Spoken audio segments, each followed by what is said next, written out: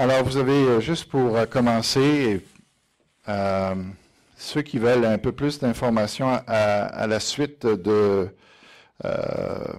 la conférence ce matin, vous avez ces livres-là qui sont des commentaires en anglais. Je peux vous les donner, les évaluer, mais je ne le ferai pas maintenant. Alors ça, c'est les deux meilleurs commentaires sur le marché qui sont évalués par les experts, en tout cas aux États-Unis et tout ça. Donc, ils sont excellents. Ça, c'est des prédications sur Genèse avec James Montgomery. Très, très bon. Et puis, en français, vous avez, au niveau des commentaires, vous avez deux commentaires légers, Schaeffer, et puis un autre. C'est assez... c'est bon, mais c'est léger. Ça, c'est un point de vue créationniste sur Genèse qui rejoint mon point de vue, que j'aime beaucoup. Vous avez les commentaires de Dallas, un survol de Genèse. Vous avez ici le côté historique de Genèse. Vous avez un commentaire qui est très bon, simple, bon, assez profond, qui est fait par Oropresse, assez fidèle au point de vue traditionnel. C'est bien. Vous avez Alfred Koen, le labyrinthe des origines, qu'on va regarder un peu plus ce matin. Un nouveau commentaire qui vient de sortir de Mathieu Richel. Il manque là-dessus le commentaire d'Henri Blocher sur les origines, que je n'ai pas lu. Et puis, vous avez d'autres livres qui parlent de la science et la Genèse, de la Genèse au génome. Ici, le monde qui a péri, l'homme face à ses origines. Il faut beaucoup de foi pour être athée, de Ralph Challis. Dieu et le cosmos, d'Hugh Ross. Et les origines de Whitcomb. Puis, il y a ceci qui est une des cosmogonies les plus lues et étudiées par rapport à la Genèse. Alors, on va le voir un peu ce matin. Enuma Elish. Alors, ça va être disponible à la bibliothèque. Il y a des livres que je recommande avec prudence, et puis d'autres que je recommande, ça va être marqué de toute façon, chaque commentaire de la bibliothèque, je vais mettre, moi, ce que je pense du commentaire en question, avec ses défauts, ses faiblesses et ses forces. Donc, voilà. C'est bien pour ça. Alors, tout le long, ça ira pas très rapidement. Si le rythme est trop rapide, vous me ralentissez, tout simplement, et vous allez pouvoir poser n'importe quelle question, du moment que c'est sur le sujet qu'on est en train de parler. Je veux pas qu'on s'écarte, là. Alors, parce qu'il y a trop de matériel, je n'arriverai pas à couvrir probablement la moitié du matériel que j'ai préparé. Mais c'est pas grave, parce que le but, c'est qu'on comprenne les choses. Alors, c'est ça. Alors, vous avez l'horaire de ce matin. Donc, l'introduction à la Genèse, de 9h à 10h. Et puis, après ça, on va faire un petit atelier. On va regrouper les chaises. On va mettre les chaises en rond. Oui, j'ai oublié de prendre des papiers blancs dans mon bureau. Je vais demander à Lise. Oui, c'est ça. Je vais demander à Lise, tu peux aller chercher ça dans mon bureau. Pas là. Il n'est pas barré. Pas supposé être barré. Et puis avec des crayons. Fait qu'on va faire un exercice. Je vais vous demander d'observer Genèse. On va revenir. Genèse 1, là, on va revenir ensemble. Je vais vous expliquer plus de quoi il s'agit. Vous allez voir, c'est le fun. Vous allez voir que on lit beaucoup de choses, puis souvent, il y a plein de choses qu'on ne remarque pas. Alors, vous allez être frappé par cet exercice-là, je pense. Et puis après ça, on y va avec les lectures de Genèse 1. Ça veut dire tous les points de vue qui expliquent Genèse 1 par des théologiens évangéliques. Et puis, on ne prendra pas les points de vue du monde là-dessus, là, mais des points de vue évangéliques sur cette question-là. Et puis après ça, je vais vous expliquer Genèse 1, tout d'abord. On va faire la pause le dîner ensemble.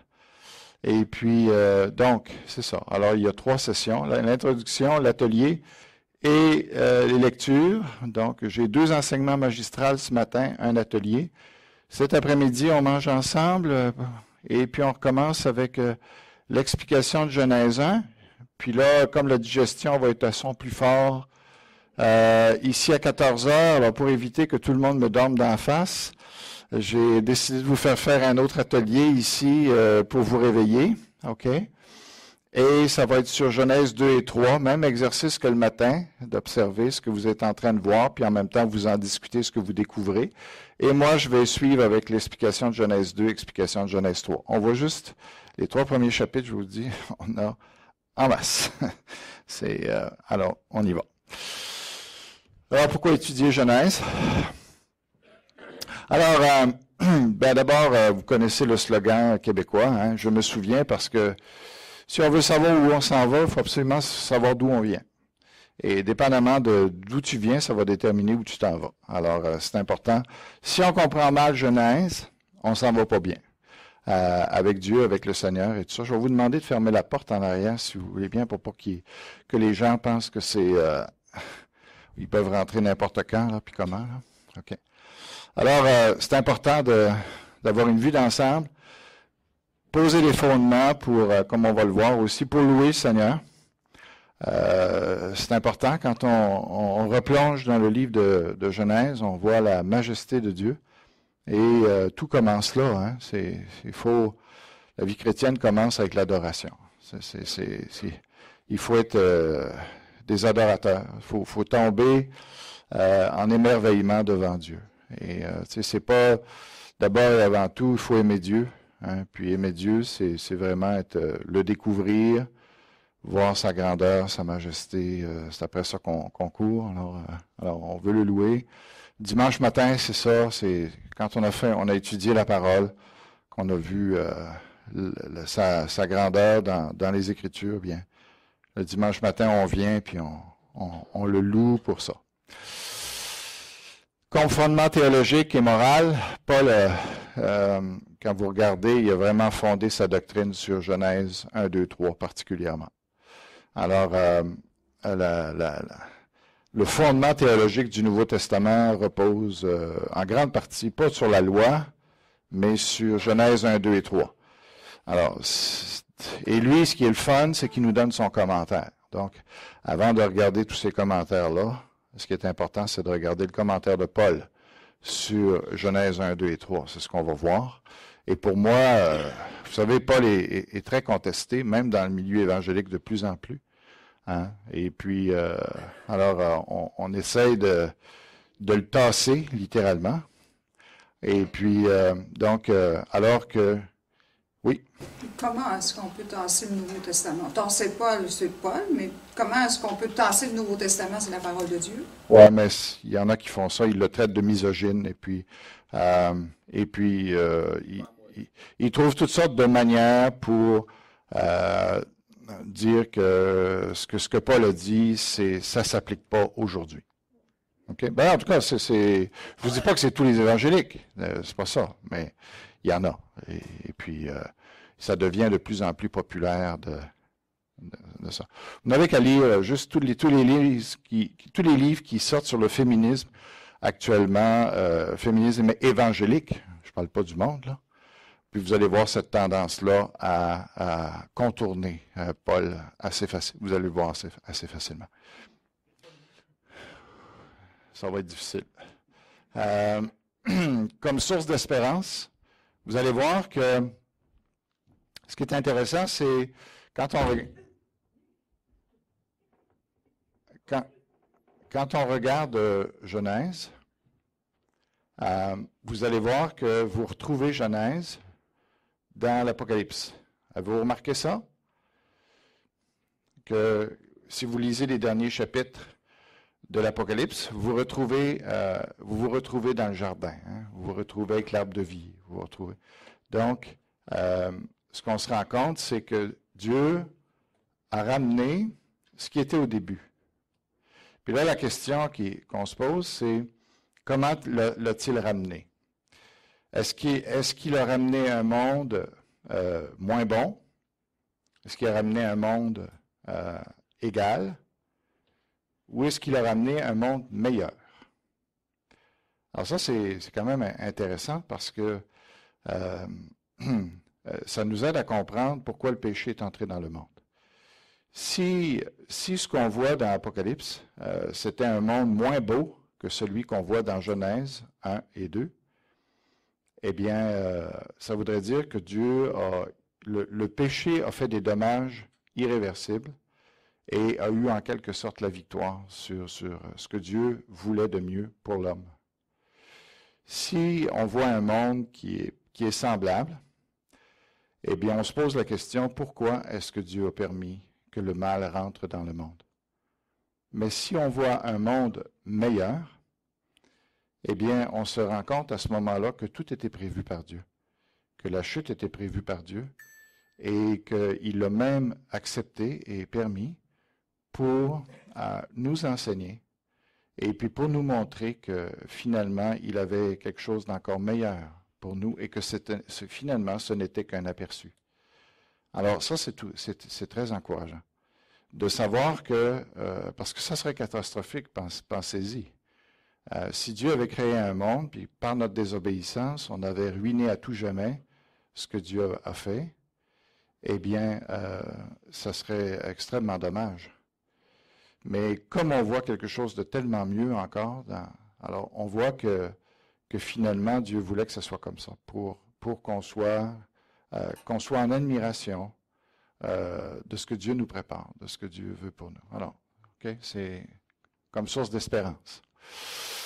Pour comprendre le processus, c'est le but de la nouvelle création. Parce qu'il y a un lien très, très direct entre la création et la nouvelle création. Alors, pour comprendre la nouvelle création, il faut comprendre l'ancienne création. Voilà. Alors, les origines de l'Écriture. Alors, je vais vous poser certaines questions. Alors, je vais y aller, je vais procéder par questions-réponses. Parce que ça permet d'être concret. Vous allez peut-être pas rencontrer ces questions-là avec les gens du monde. Mais les gens qui sont informés peuvent vous poser ces questions-là. Il y a des questions que je vais poser ce matin que des gens vous ont peut-être déjà posées et vont vous poser, et il faut quand même savoir un peu quoi dire par rapport à ces choses-là. Alors, la première question, qui est plutôt assez simple pour que moindrement quelqu'un qui connaît un peu l'histoire, on a déjà entendu, quand moi j'étais jeune chrétien, c'était plus fréquent de l'entendre. On entendait, ça se peut pas que Moïse ait écrit la Bible, parce que l'Écriture n'existait même pas. Vous avez jamais entendu ça? Alors, moi je pose la question, je pose la question, est-ce que c'est vrai ça? Que l'Écriture n'existait pas quand Moïse était ici sur la terre, ou même qu'il n'y a eu rien d'écrit avant que Moïse ne paraisse. Alors, on sait très bien que c'est absolument faux. D'accord, alors les premiers... Aujourd'hui, l'ennemi essaie de plus en plus de nous éloigner de la Mésopotamie, parce que c'est le berceau de la civilisation. Il y a... pendant tout le 19e siècle, 19e, 20e siècle, il n'y a personne qui contestait que l'origine du monde venait de la Mésopotamie. Aujourd'hui, les chercheurs sont en Afrique. On essaie de chercher l'origine de la vie en Afrique. Une des raisons, c'est qu'on veut contourner, encore une fois, la Bible. J'ai un livre chez moi qui s'appelle « Le berceau des civilisations » qui avait été écrit par, je pense, c'est le National Geographic. Il n'y a pas si longtemps que ça, on ne contestait pas ça. Maintenant, parce que ça va avec la Bible. La Bible dit que tout a commencé dans cette région-là. Alors, et je crois que la Bible a raison. Alors, il y a eu différents empires. Bon, c'est pas des empires qu'on parle tellement dans la Bible, mais il y a eu l'empire sumérien, il y a eu l'empire akkadien que vous allez entendre, et on parle ici de 3000, 3500 avant Jésus-Christ, même 4000. OK? Alors, Il y a eu ensuite aussi les empires, donc on a Akkad et Sumer ici, on a les Élamites. Alors, pourquoi je vous parle de ça finalement? Alors, ça c'est, Israël est ici, là, c'est Babylone, ok? Donc, déjà au moins 3000 ans avant, et Moïse, lui, quand il est là, il entre en fonction et on parle ici du 13e siècle. Du 15e ou du 13e, probablement plus le 13e que le 15e. 13e siècle avant Jésus-Christ. Donc, on parle de 1240, quelque chose comme ça, pour l'Exode.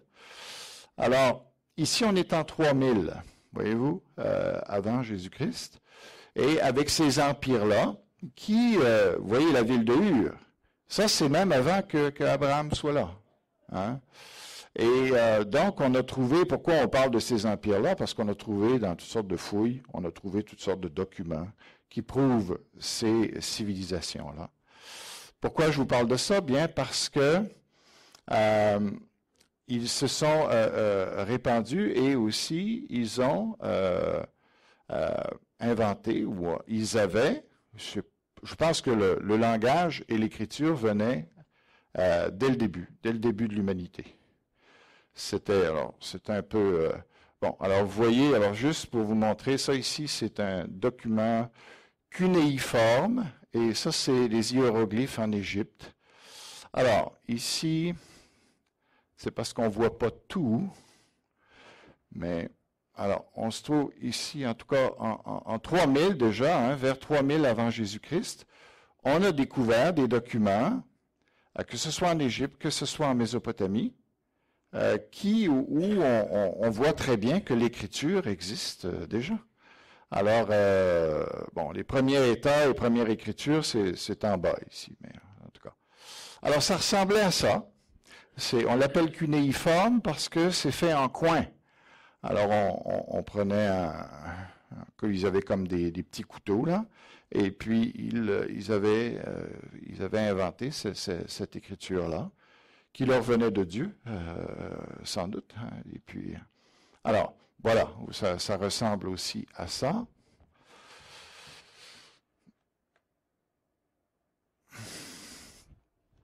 Voilà. Alors, c'est la petite tablette que je vous ai montrée tout à l'heure, qui était en Mésopotamie, qu'on a découvert probablement à Mari, qui était une des villes à côté de Babylone. On a découvert des trucs comme ça, et en abondance. Donc, c'est juste pour vous montrer que les gens qui prétendent que l'Écriture n'existait pas, avant, ils sont complètement dans l'erreur. Ils ne savent pas de quoi ils parlent. OK? On a trouvé ça aussi. Excuse-moi, je voulais juste savoir comment ça s'écrit, ça, à propos de Mésopotamie. Mésopotamie, comme ça se prononce, avec un E à la fin. Alors ici, on a trouvé une pierre, la pierre noire, et puis, alors sur cette pierre, eh bien, on a toutes sortes d'écritures, comme vous pouvez voir. Alors, ils étaient très civilisés. C'est loin d'être des barbares. Alors, pour nous, on commence avec Adam, qui était le plus performant de tous les hommes, qui a été notre David, qui est allé devant Goliath, ou Goliath devant David. On a l'histoire de David et Goliath exactement pour ça, pour nous montrer que... Pourquoi est-ce que moi, j'ai pas eu le choix de dire oui ou non à l'arbre de la connaissance du bien et du mal? Bien, parce qu'il y a quelqu'un qui était supérieur à moi qui a été exposé à cet arbre-là. Et je n'aurais pas fait mieux que lui. Il a été notre représentant. C'était l'élite. On a envoyé notre élite pour combattre, si on peut le dire comme ça. L'homme le plus performant, le plus... Alors, nous, dans notre compréhension, on part avec l'humanité qui est à son top avec Adam, et on voit depuis ce jour-là, depuis la chute, on voit une décroissance dans la qualité de l'être humain, ou dans la qualité de l'humanité. Tandis que, on n'est pas surpris. Qu'est-ce que va faire le diable? Il va faire le contraire. Il va vouloir démontrer que l'homme part de rien et s'en vient de plus en plus performant. Ce qui est totalement faux. OK? Alors, voyez-vous, alors où tu crois que l'homme est en amélioration ou tu crois qu'il est en détérioration. OK, selon la loi, selon la loi que tout tend vers le désordre, c'est ce qu'on voit aussi dans l'humanité. OK? Alors, nous, on croit quelque chose que Adam était incroyable. Vraiment. Et puis, on va pouvoir le voir un peu dans Genèse. Alors, donc, on n'est pas surpris que ces gens-là savaient écrire, puis qu'ils étaient très cultivés, qu'ils étaient très brillants. Alors, on n'est pas surpris de ça. Les gens qui partent qu'on était comme le Cro-Magnon, et puis etc., eh bien, eux autres, quand est-ce que l'Écriture est apparue, puis ils savent pas trop, hein, ils sont pas capables de l'expliquer. D'où vient l'Écriture?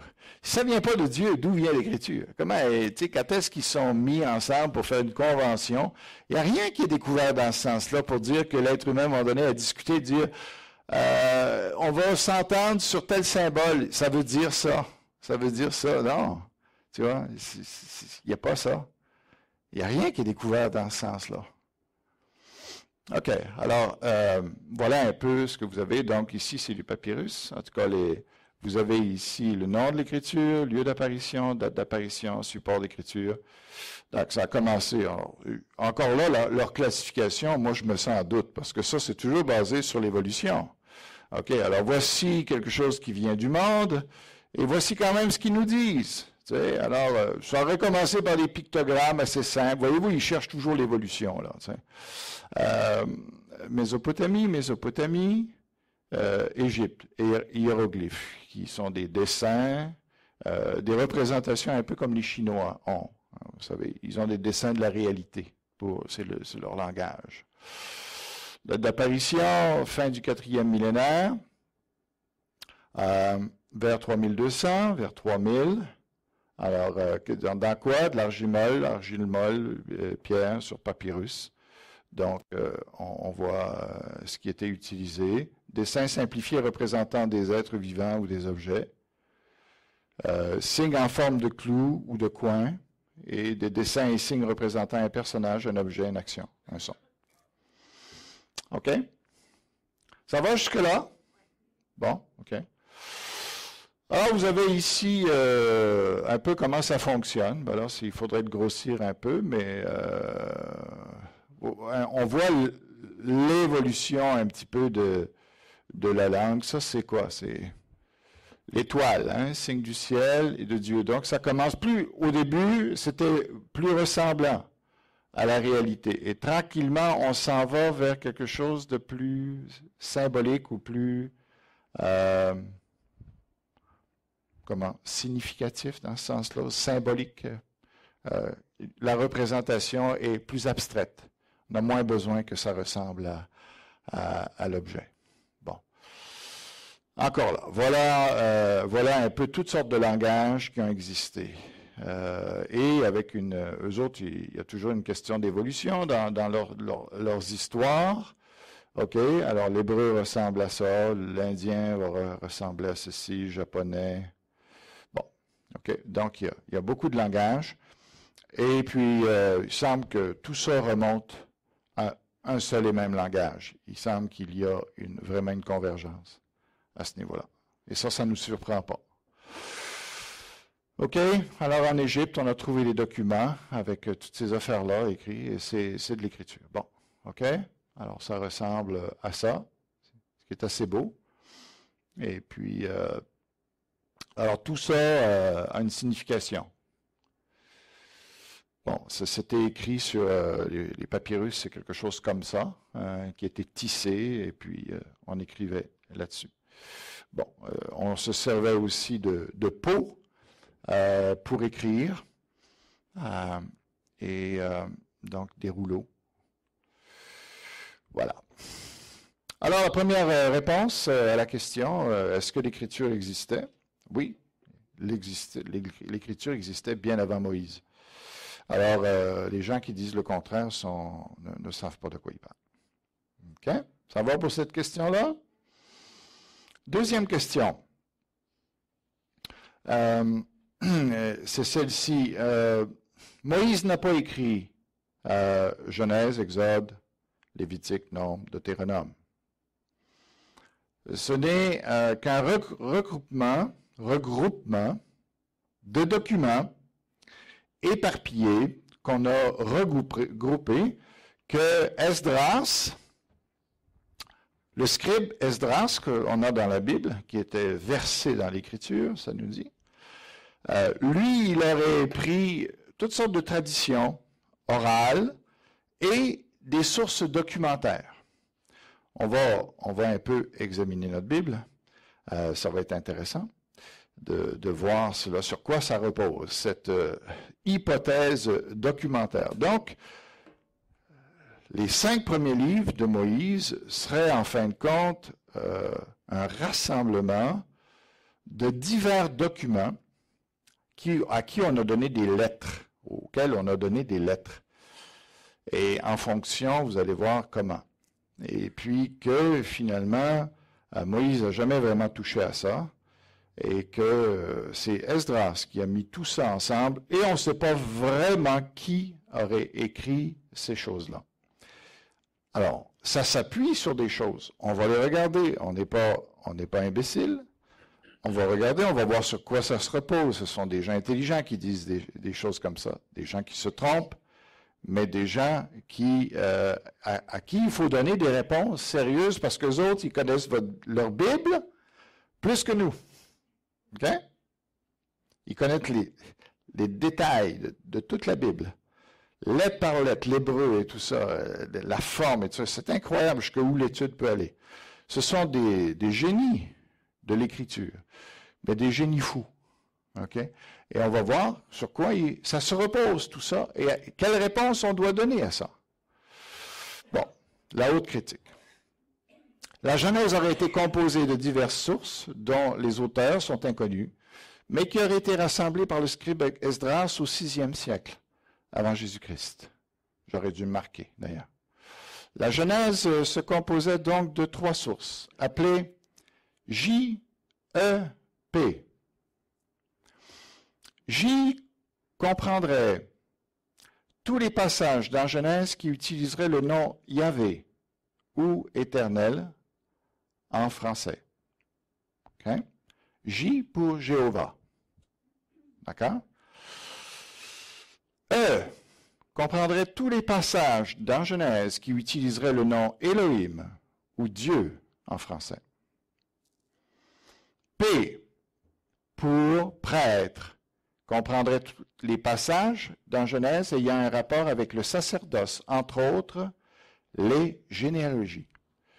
Pourquoi les généalogies ont un rapport avec le sacerdoce? Parce que tous les prêtres devaient pouvoir montrer, même les Lévites, devaient pouvoir montrer leur arbre généalogique. Donc, et tout ce qui a rapport au salut, sacrifice, autel et tout ça, dans Genèse, viendrait de cette source-là. P. OK, prêtre. Vous me suivez? OK. On va regarder cela maintenant. Un petit peu. Si vous voulez tourner votre Bible. Alors, allez dans Genèse, chapitre 1.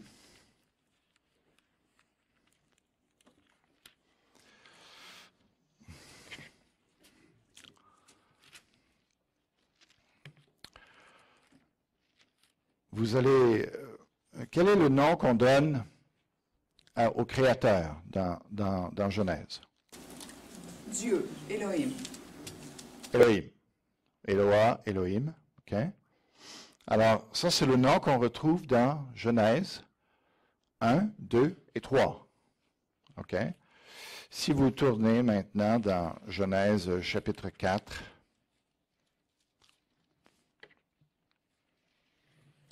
quel nom retrouve-t-on? Oui, l'Éternel, tout le long. OK, alors, il y en a qui ont pensé, et puis ce ne sont pas des croyants, pas des chrétiens, ils étudient la Bible, et ils regardent cela, et ils étudient aussi beaucoup d'autres choses, ils connaissent comment les écrits, d'autres écrits se sont formés, ce sont des experts dans ces domaines-là, Et ils appliquent les mêmes lois, les mêmes principes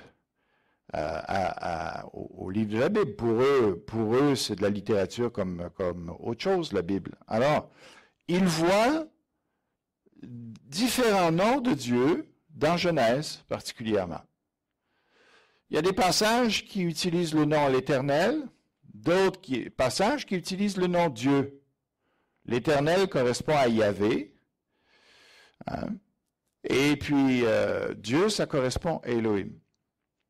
Alors, c'est un de leurs appuis pour dire, alors ils ont découpé littéralement la Bible, tu sais, pour dire, et ils ont, en tout cas, pendant des siècles, hein, ça ne dure pas d'hier, depuis les années 1860 environ, on a même avant, il y a des experts qui ont découpé la Bible et puis qui ont essayé de regrouper ça, ce passage-là. Il va avec celui-là pour telle ou telle raison, et puis ils étudient la littérature, les expressions, tout ça. Alors, ils arrivent, c'est un de leurs arguments pour dire, mais aujourd'hui, ils sont, je vais vous le dire un peu ce qui arrive avec cette théorie-là, plus tard. Donc ça, c'est un de leurs arguments, et c'est vrai que quand on regarde Genèse, c'est différent de ce qu'on peut connaître au niveau de la littérature moderne. Quand tu écris une narration, tu écris une histoire, tu ne mets pas au travers de ça une généalogie qui, pour nous, on aurait pu s'en passer. Êtes-vous d'accord avec ça? Oui. Tu sais, Chronique, c'est pas votre livre préféré ni début de nombre. D'accord? On n'aurait jamais écrit un livre comme ça. Hein? Un récit, une narration de récit. Tu veux vendre un livre, tu écris une histoire d'un bonhomme, et puis au travers du milieu du livre, tu lui fous une bonne généalogie, là, de noms assez bizarres, merci. Tu dis, ça fait là, ça. T'sais. Alors, c'est un peu étrange, et, on se dit... et, alors, ça, c'est un des facteurs qu'ils utilisent, un des arguments pour utiliser que la Bible, c'est pas vrai que ça a été écrit juste par un bonhomme, puis même, on n'a pas l'auteur original, on a juste des gens qui ont fait de la collection, mais on connaît même pas les auteurs originaux. Bon, autre argument de la haute critique, les doublets. Alors... On a deux récits de la création, n'est-ce pas? Et ça fatigue beaucoup de monde. Ils les mettent souvent en contradiction. Même les évangéliques, même certains évangéliques. Alors, deux récits de la création. Ben, tu vois bien, surtout qu'il y a des éléments là-dedans qui sont, selon eux, contradictoires. Dans un cas, les animaux sont créés avant Adam. Dans le deuxième, les animaux sont créés après Adam. Alors, ils disent, ouais, tu vois bien, tu sais. Dans le premier récit, les deux, Adam et Ève, semblent créés en même temps, reçoivent le mandat en même temps. Dans Genèse 2, on a toute cette histoire là, de tirer de la côte et puis tout ça. Ça les impressionne pas trop, l'histoire de la côte. Hein? C'est vrai que ça prend de la foi. Alors, deux récits de la Genèse, mais ça se poursuit, l'histoire des doublés. Deux histoires d'Abraham avec Sarah, et puis où il dit, c'est ma sœur. C'est pas ma femme, c'est ma sœur. On aurait dit, OK. Mais il y en a deux. Et ils se ressemblent assez, quand même, pas mal. Et même, tu as Isaac aussi qui lui fait la même chose. Tu dis... alors pour eux, ils disent, tu vois bien que c'est des récits qui viennent un petit peu partout. Ils ont mis ça ensemble. Alors, il y a ça. Et il y a bien d'autres éléments là-dedans. Donc, mensonge d'Abraham, Isaac, la fuite d'Agar. Alors, deux fuites. Une, vous savez, il y a deux fuites d'Agar. Alors, des éléments, ils se disent comme ça, voyons, tu vois bien que c'est recomposé, le document. Alors, les doublés, pour eux, ça leur parle de ça. les formes littéraires différentes. Genèse 1, qui se démarque de tout ce qu'il y a dans le reste de Genèse, qui est très, très systématique, tac, tac, tac, premier jour, c'est ça. Et puis, tu as des narrations coupées de généalogie, des généalogies coupées de narration. Alors, tu sais, c'est des trucs qui peuvent paraître même bizarres, et toutes sortes de formes littéraires, d'expressions, je ne rentrerai pas là-dedans, pour eux, qui montrent que ça ne peut pas être le même auteur qui a écrit une affaire comme ça. Bon. Les théologies, les doctrines, les morales. Si on regarde, par exemple, la moralité d'Abraham, alors il s'appuie beaucoup sur l'éthique, que ce soit la peine de mort, que ce soit le végétarisme, avec plus tard qu'ils peuvent manger de la viande. Alors, tous les trucs qui demandent un peu de réflexion pour connecter les choses, pour eux, c'est un facteur de dire c'est des récits séparés qui ont été mis ensemble, c'est tout. Voilà. Alors, on va regarder ça, puis même les théologies sembleraient se contredire. Quand moi je lis des choses comme ça, je me dis, bateaux qui comprennent rien. C'est tellement admirable, tu sais, quand tu lis la Bible, tu sais, quand tu lis Genèse, ils y comprennent rien. Tu vois qu'ils sont vraiment dans les ténèbres. Et il y a des études aujourd'hui, alors on met ça sur ordinateur aujourd'hui, hein. Tout est analysé. Tous les mots sont rentrés dans les ordinateurs, les temps de verbe et tout ça. Tout est scruté à la loupe. Hein. Tout est calculé par les ordinateurs. Aujourd'hui, par les études d'ordinateurs comparatives, on est en train de dire qu'au niveau littéraire, c'est impossible de montrer qu'il s'agit d'auteurs différents. Alors, ce qu'ils ont pensé pouvoir démontrer au travers de l'étude, parce que ces gens-là comptaient ça à la main avant, puis ils comparaient. Puis... Aujourd'hui, c'est les ordinateurs qui jouent le jeu, puis les ordinateurs sont en train de dire que très probablement, il s'agit du même auteur. Parce qu'il n'y a pas tant que ça de différence au niveau littéraire d'un début à l'autre. OK? Alors, ça, c'est intéressant. Bon, certains commentaires aussi. On peut regarder certains. OK. Alors, Genèse 12, on peut regarder ça. Genèse 12.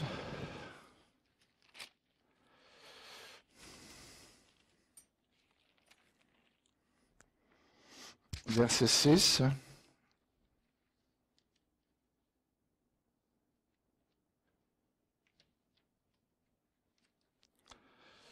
Alors, on va lire. Quelqu'un veut le lire?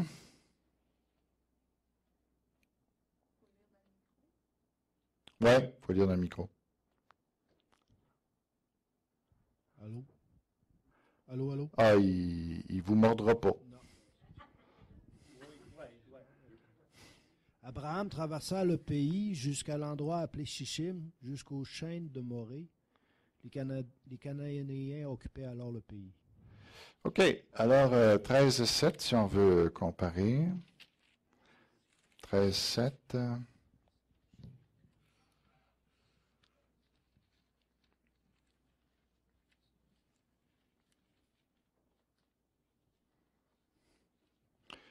Alors, il faudrait, dès que vous avez, s'il vous plaît, que vous avez le texte et que vous aimeriez le lire, ça prendrait quelqu'un qui est attitré au micro pour le distribuer, là.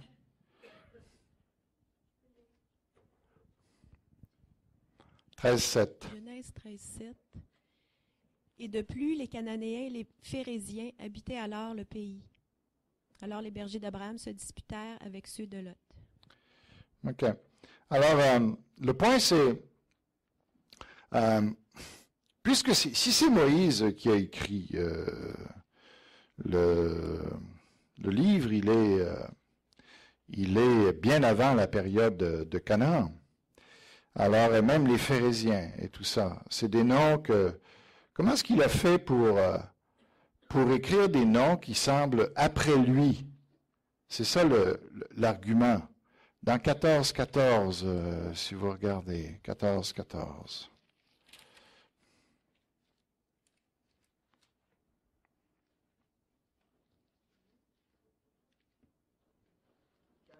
apprit que son parent avait été amené captif, il arma 318 hommes bien entraînés, nés dans sa maison, et poursuivit les 4 rois jusqu'à Dan.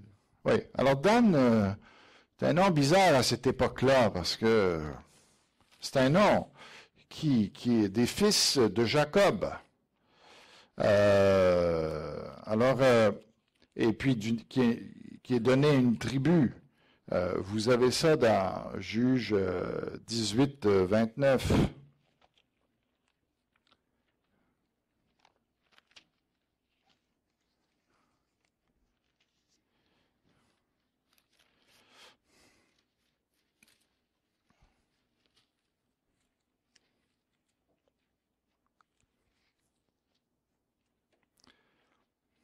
Bon, peut-être on peut aller au début. Bon, je vais le lire parce que c'est un peu plus long, pour donner le contexte. Ils enlevèrent ainsi, au verset 27, ils enlevèrent ainsi ce qu'avait fait Mika et amenèrent le prêtre qui était à son service. Et ils tombèrent sur Laïs, sur un peuple tranquille et en sécurité. Ils le passèrent au fil de l'épée et ils brûlèrent la ville. Personne ne les délivra, car elle était éloignée de Sidon. Et ses habitants n'avaient pas de liaison avec d'autres hommes. Elle était dans la vallée qui s'étend vers Beth-Rehob. Les fils de Dan rebâtirent la ville et y habitèrent. Ils l'appelèrent Dan, d'après le nom de Dan, leur père, qui était né à Israël. Mais la ville s'appelait auparavant Laïs. On se dit, comment ça se fait que ce nom-là, qui est venu plus tard, se retrouve dans Genèse 14, 14? Alors ça, c'est des trucs qui leur posent des questions. Si on va maintenant dans Genèse 36, 31...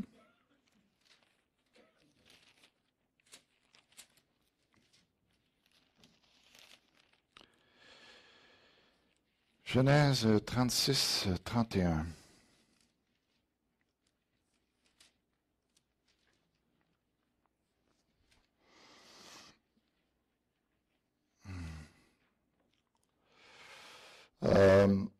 Voici les rois qui ont régné dans le pays d'Édom, avant qu'un roi règne sur les enfants d'Israël. Béla, fils de Béor, régna sur Édom, et le nom de sa ville était Dinaba.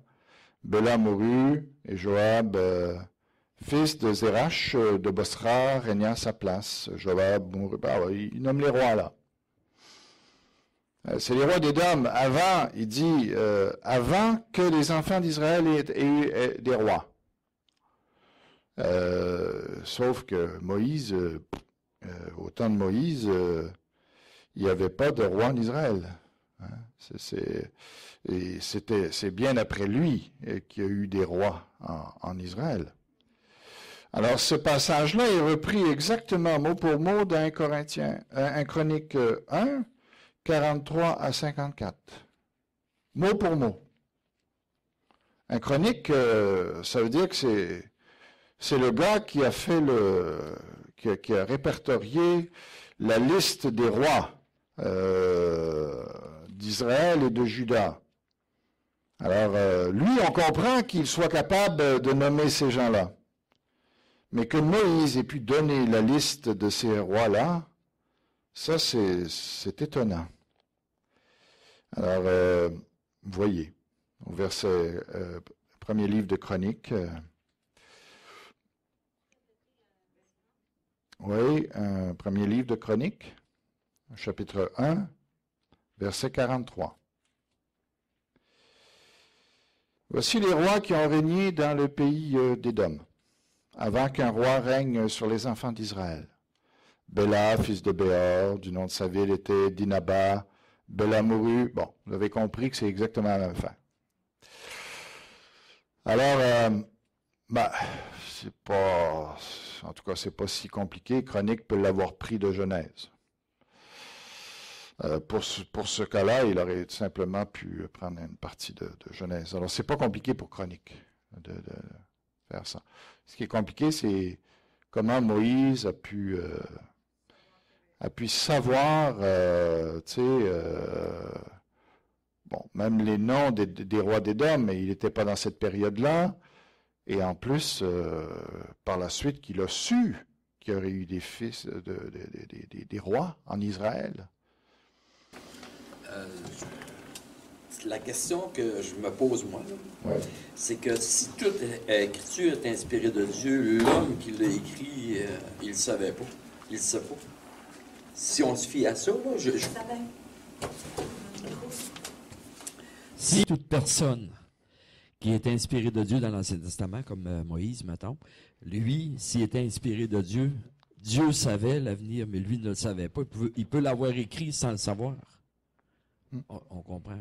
Vous comprenez ce que je veux dire? Oui. Oui. On peut dire que Moïse était prophète. C'est une drôle de prophétie. je ne dis pas que j'ai raison, là. Je me pose la question. Je n'ai pas besoin d'avoir tous les détails de comment c'est rentré là. C'est possible qu'il y ait eu un ajout par la suite de quelqu'un qui a entré ça dans le livre de Moïse. Moi, ça ne me trouble pas qu'il ait fait ça. S'il a jugé que ça pouvait donner une information qui était pertinente, qui reposait sur quelqu'un d'autre qui était inspiré. Alors, c'est peut-être comme ça que ça s'est produit aussi. Est-ce que c'est Moïse? C'est parce qu'il ne faut pas donner des réponses non plus qui sont... on lance ça comme ça, on ne peut pas fermer la bouche des gens, puis que est-ce que c'est vraiment réfléchi? Est-ce qu'on croit à la réponse qu'on donne? Là, est-ce que Dieu aurait prophétisé une liste de noms des rois d'Édom?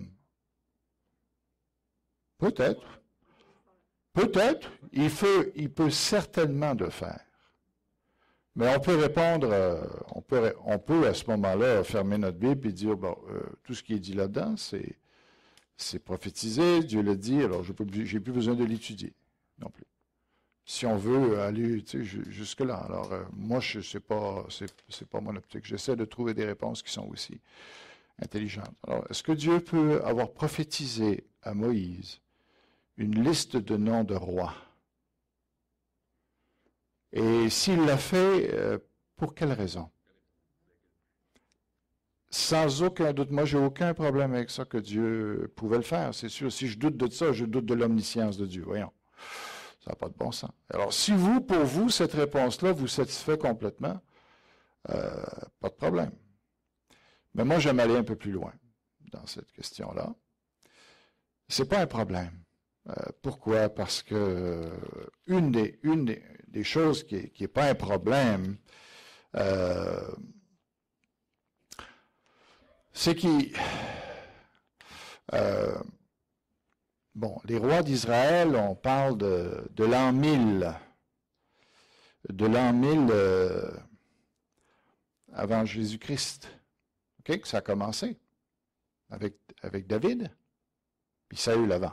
Même. Les rois d'Édom étaient là avant. Oups! Ah, OK. Alors, ce qui veut dire qu'ils étaient là durant le temps de Moïse. OK? Parce que Moïse est là en 1200. Et les rois d'Israël étaient en 1100. Alors là, je me dis, c'est pas si étrange que ça que Moïse aurait pu le savoir. OK? Deuxièmement, il y a une prophétie qui est dit qu'il y aurait des rois en Israël. Parce que Moïse lui-même a écrit qu'Abraham, qu'il y aurait des fils qui seraient ses rois, des rois se lèveront dans la postérité d'Abraham. Alors, il savait qu'il y aurait des rois. Même s'il n'était pas là, à ce moment-là, il le savait parce que Dieu lui avait dit. Alors, voyez-vous, on peut lancer quelque chose. Dieu le savait. Ben oui, OK, mais on peut-tu avoir aussi des explications un peu plus humaines? Comment ça a fonctionné? Et voilà ce que je vous dis. Je vous dis, je suis convaincu que Moïse savait qu'il y aurait des rois. Ils n'avaient pas besoin d'être là à ce moment-là, mais ils savaient déjà.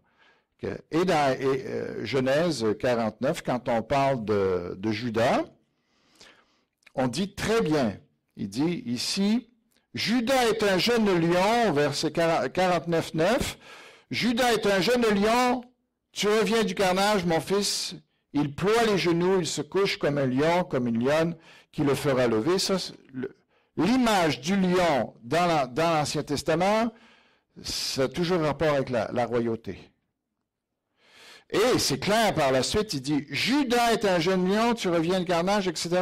Verset 10, le sceptre ne s'éloignera point de Juda, ni le bâton souverain d'entre ses pieds, jusqu'à ce que vienne le Shiloh et que les peuples lui obéissent. 49, 9. OK? Vous avez compris mon explication? Vous n'avez pas compris? Tu n'as pas compris mon explication? On n'a pas... La base du Juda, le lion, le Shiloh. Oui, alors, vous êtes en mesure de comprendre. Le sceptre, c'est la royauté. Vous avez compris? OK? Ne s'éloignera point de Juda, ni le bâton souverain d'entre ses pieds. Donc, on parle d'un roi. Genèse 49, verset 10, plus exactement. Si vous voulez avoir d'autres allusions au roi dans les descendants d'Israël, vous allez dans les prophéties avec Abraham. Chapitre 18, par exemple, vous avez une allusion à ça, que ses fils vont régner sur les nations, des rois vont se lever de. OK, vous savez ça. Donc, l'idée des rois, c'est pas un problème pour moi. Hein? Il parle de Jésus, là. Oui. D'accord? Alors, oui. Moi, je comprends pas non plus, non? D'accord, vas-y.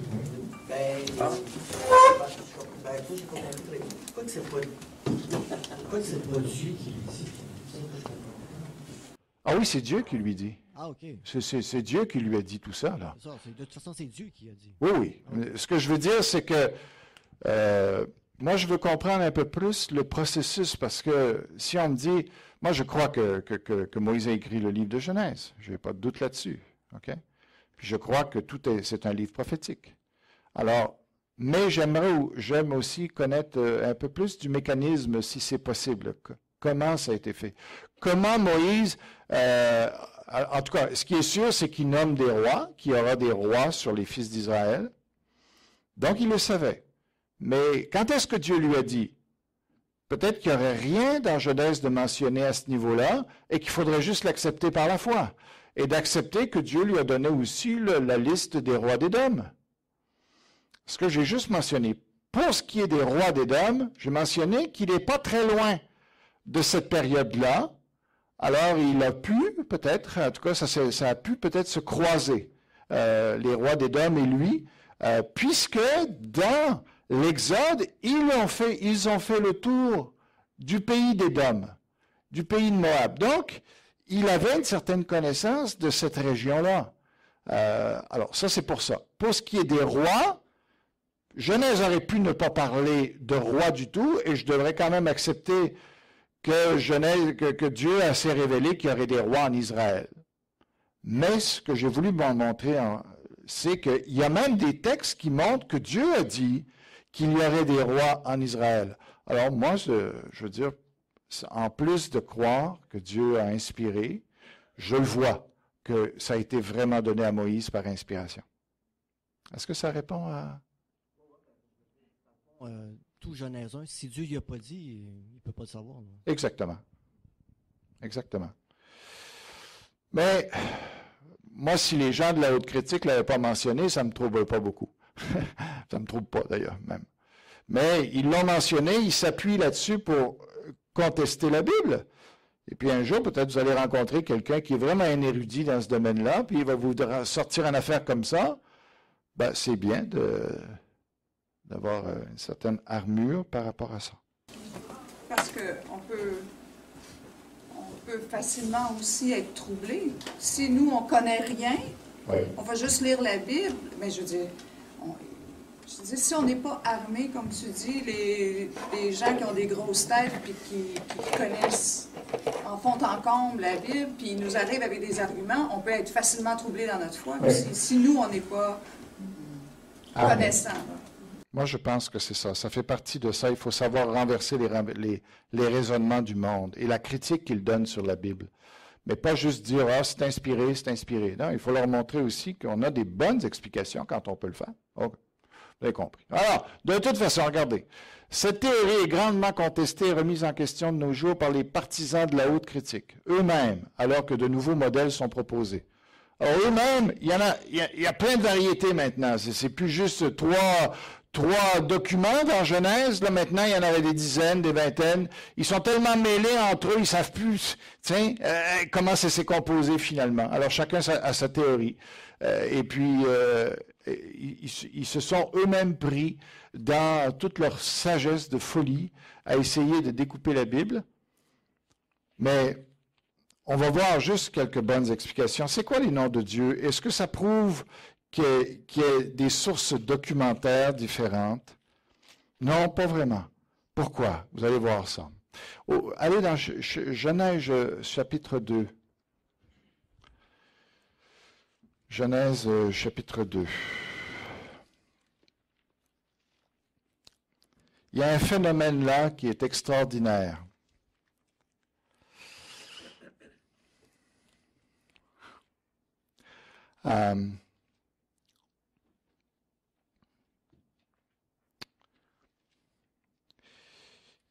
Ici, le nom utilisé, c'est vraiment au verset 2,5, par exemple. Lorsque l'Éternel Dieu fit la terre et les cieux. Au verset 7 encore, il y en a plein. L'Éternel Dieu. Verset 8, l'Éternel Dieu. 15, l'Éternel Dieu. Si vous allez dans 3.9, on peut continuer comme ça. L'Éternel Dieu. 3.14, l'Éternel Dieu. Et finalement, on arrive au chapitre 4, après le chapitre 3, où on parle juste de l'Éternel. Alors, qu'est-ce qu'on voit? Eh bien, premier chapitre qui nous parle de Elohim. On a plus tard, et aussi, ça revient à Elohim un peu dans d'autres récits aussi après. Mais on a surtout Yahvé après ça qui est utilisé. Et vous avez deux chapitres qui vous parlent, qui combinent les deux noms ensemble. Comme pour dire, il y a eu une transition dans l'histoire entre le premier nom et le deuxième nom. Et voici comment s'est fait cette transition-là. C'est qu'au départ, le nom Elohim est pour le Dieu créateur. C'est le nom qui représente le Dieu tout-puissant, celui qui crée toutes choses. Yahvé, c'est le Dieu personnel qui vient sauver, le Dieu rédempteur. On n'a pas affaire à deux dieux ou à deux sources documentaires. L'auteur est en train de nous dire, voici comment s'est fait la transition entre le Dieu qui était pour les hommes seulement le Dieu créateur et qui est devenu le Dieu sauveur. Alors, moi, je trouve ça admirable que ces deux chapitres-là de Genèse 2 et 3 sont en train de nous expliquer comment le Dieu de l'univers, qui était le Dieu créateur, est devenu notre Dieu sauveur. Pourquoi on a aujourd'hui besoin d'un Dieu sauveur?